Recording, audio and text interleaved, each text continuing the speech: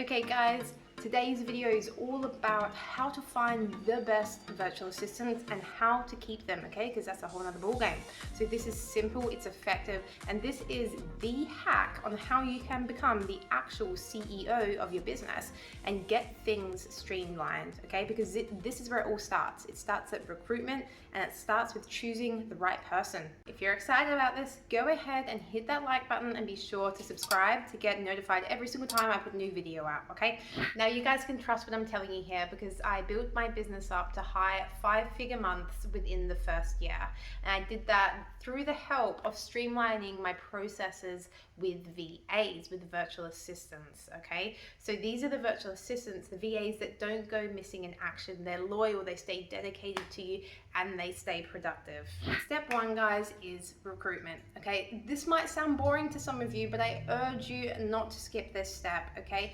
There is a lot of golden nuggets in here that I'm gonna share with you guys, okay? And this is where it all starts. It all starts with recruitment. So the first point is you actually need to decide whether you want to go through a VA recruitment agency or an HR agency. Now, if you want to be the recruiter yourself and you want to go through the candidate selection and all of that, then listen up, okay? I'm going to give you points for both, whatever way you guys decide to go. Now, there are pros and cons to both. I'm not going to cover that here because that's material for a whole nother video. There's a lot to cover in there, all right? So if you are recruiting for yourself, you can check out onlinejobs.ph or virtualstaff.ph, okay? They're both great platforms where a bunch of workers from the Philippines, virtual assistants from the Philippines, go ahead and they upload their resumes and their CVs and you can post ads in there, okay? There's a monthly subscription. Now, I really like these platforms. I personally use onlinejobs.ph and there's a monthly subscription fee for that, okay? So I would recommend to go check out these platforms if to start off the recruitment process. Another really good place to start looking is social media platforms. As simple as it is, there's so many Facebook groups out there that has awesome VAs hanging out in there waiting to find their dream client to work with, okay? So using social media as well to recruit. Now, whether you go through an agency or you're recruiting yourself, one thing that you need to know for both is exactly what you are going to delegate. That can then be refined into a role or a position, okay? I have a link below to my delegation cheat sheet, okay? This will help you get clearer on this if you need some help. I get some people come to me wanting a lead generator, social media manager, and web developer all in one for a budget of $500 per month, right? Now, this is not going to happen in a realistic world, right? Much like we are delegating and outsourcing tasks and things in our businesses so that we can free up time and spend more time in our genius zone, the same should go for your VAs, right? So don't expect them to be total masters at multiple things. Yeah, unless you're going for a premium rate, you might have a higher chance of finding someone that can fulfill those things, right? Keep them in their zone of genius. A social media manager should be kept doing social media manager tasks if that is what they enjoy and if that is what they are most good at, right? That's not to say that you can't upskill them and train them in different areas in your business, okay, down the track. But don't be unrealistic with your expectations when it comes to delegating. You'll wind up feeling let down with the results. Okay, it's inevitable. So this is where leadership really comes into practice, okay? Because it's really easy to point the finger at other people and say, well, why didn't you do what I asked you to do? How often do we do that? Why didn't you do what I told you to do, okay? But don't forget, we are the ones in the leadership position here, guys. And it's our poor judgment and mismanagement, yeah, that lets these things happen. Trust me, I've been there and I've done it myself. My biggest tip here is don't just focus on the skills and the experience, okay? Yes, these are important. They're absolutely important. And it will determine the hourly rate or the salary. But the two most important things here are, number one, attitude, okay? A crappy attitude is like a flat tire. Yeah, you won't get very far until you change it. Number two, persona matching. So this is the missing piece to your true value match if you haven't found them yet.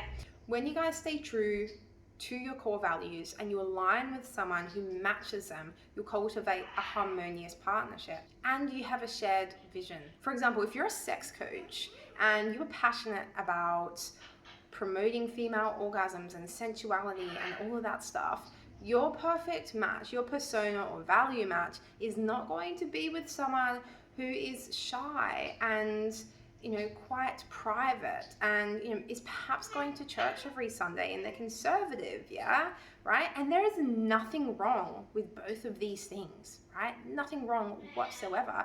It's just they clash, right? They clash. And that's what I mean about persona matching as well, like looking at those core values and what's important to them, okay? And make sure they align with what's important with you, okay? The head of my HR business, like something really, really important to me is like freedom and equality and truth. And he shares all of those values with me.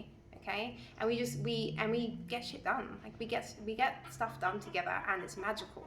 Okay, so making sure those core values are aligned. Okay, guys. So number 2, we've just gone over recruitment. Number 2 is laying it out. Okay, setting expectations and boundaries. Okay, so the first step in this is when you've done the recruitment, okay, and the candidate selection, and you've chosen the person that you want to work with, it's time to lay it out. Some real quick, effective steps to making sure you have a nice onboarding experience. Right? Number 1 is have a trial period with them and let them know this, okay? A 4 to 6 trial week period. Okay, you're going to figure out each other's styles, make sure that you are both on the same page and that it's going to be a harmonic sort of partnership, okay? Number 2 is probationary period.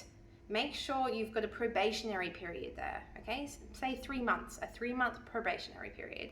If it doesn't work out within those 3 months, then you are allowed to let them go. Okay. After that, they're going to be a bit more tied into the business and you need to give them notice and whatnot as well. Number 3 is have an agreement or a contract. I know some people cringe at the ideas of contracts, okay, and they don't want to do it. But let me tell you now, this really solidifies the partnership and it gives them a sense of security and legitimacy, right? Like this is a legit business. And they're doing the paperwork here and they've got a contract and they feel secure, right? They feel secure in what they want. And at the end of the day, most people that are working abroad, most people in general, they want that sense of job security, okay? It's really, really important. By having this agreement, it doesn't feel like a flimsy deal to them, okay? I've worked with hundreds of VAs and almost everyone has a story to tell about how they were dropped out of thin air and suddenly had no work and no income, okay? That's big. Imagine if that happened to one of you. If you had this secure job for months and months and months or years even, and you just got dropped like that. So just like you would expect someone to have ethics and standards working for you, okay, you also have to hold up your end of the bargain, okay, and be fair and ethical with your actions. Okay, the next point on this, guys, is be super duper clear on what you expect from them and right from the get-go. Okay, if you don't want to micromanage and you expect them to be independent and to contribute as a team member, then make sure that you have conveyed this in the job advertisement and you've also reiterated it in the interviews and the onboarding. Okay, if you expect them to work certain shift times, come to weekly meetings, do research and planning, then this needs to be discussed. Pay should be discussed and negotiated. So will it be hourly, project-based, weekly, fortnightly, monthly? These are the things that you need to go over. This is the setting expectations and boundaries. Will you pay them a few days a year of sick leave and holiday time? Setting the expectations and the boundaries right from the get-go with your VA is going to pave the way and set you up for success with team building and with streamlining your processes as well. Okay guys, so point 3 is all about keeping your VA, and I want to start off with something that I've coined value progression. What is value progression? Okay, it's in a nutshell, it's doing things and putting things in place to make sure that your coworker feels valued throughout.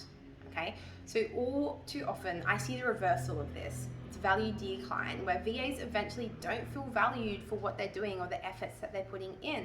And then it's a slippery slope. Things will go backwards very quickly. And you'll find yourself getting frustrated and asking yourself, like, what happened?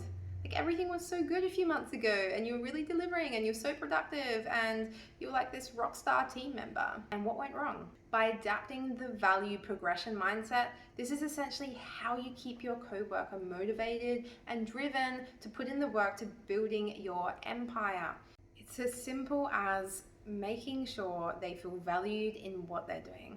So how do you do this? You see them and you hear them. If you feel like you're not truly contributing to something, would you continue doing it?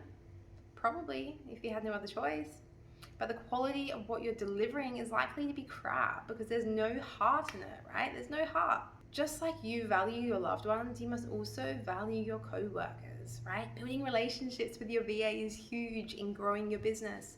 No one likes a cold, shitty boss. That's a sour recipe for high turnover and a bad reputation, okay? So be warm, be supportive, and listen with open ears. Don't be the person who gets on a power trip. Be the person who recognizes your co-workers. We are all human and we are all vastly different and on different paths and journeys, right? So you need to be considerate and compassionate in a position of authority. If you're standoffish and cold and get frustrated and annoyed when mistakes are made, do you really think that anyone's going to approach you? How are you going to be able to make improvements and develop your business ideas if you don't know where the mistakes are? So being warm and welcoming goes a very long way, and I welcome mistakes and failures with all of my staff, and this has been absolutely integral to the growth of my business, but also to keeping the lines of communication opening. Next point here, guys, is have a reasonable training period time. Okay, lots of VAs go MAI within the first month or even the first couple of months. Okay, why does this happen? I think it's from lack of awareness. It's lack of awareness of overload and overwhelm by the boss or by the entrepreneur. I would love to know if you've gone through the hiring period before. Have you had VAs go MAI? Have you had VAs that have dropped off the face of the earth? Let me know below. Allow for a 4 to 6 week settling in period. Baby steps, okay? You need to drip small steps and training over this period, as opposed to brain dumping and overloading. This is where overwhelm occurs. VAs are not superheroes. They're another person on the other side of the screen. Remember, working with a new company is a novelty in the beginning. And this VA that you've got with this new coworker, they're so stoked, got this new job and everything's all new, right? Don't get rash here in thinking that you can hand everything over straight away, okay? This is a big mistake I see. This is the fertilization period, okay? The first 4 to 6 weeks. And just like a seed, your VA needs adequate time to be watered and grow strong roots for a solid foundation. I'd love to know, guys, if you have gone out and hired before in the past, if you've encountered any problems. What's been your biggest problem with hiring VAs? Okay guys, thank you so much for watching. Don't forget, I've got my delegation cheat sheet. So if you're at that stage where you're wondering, what the hell do I outsource? Where do I start with delegation? Click on the link below and I'll help you out there with my little cheat sheet that I've put together. If you enjoyed this, again, please like and subscribe, and I'll be pumping out videos every single week with things about VAs, team building, streamlining your business, processes, systems, hacks, HR, recruitment, all the things. So give me a like and subscribe and you'll get notified.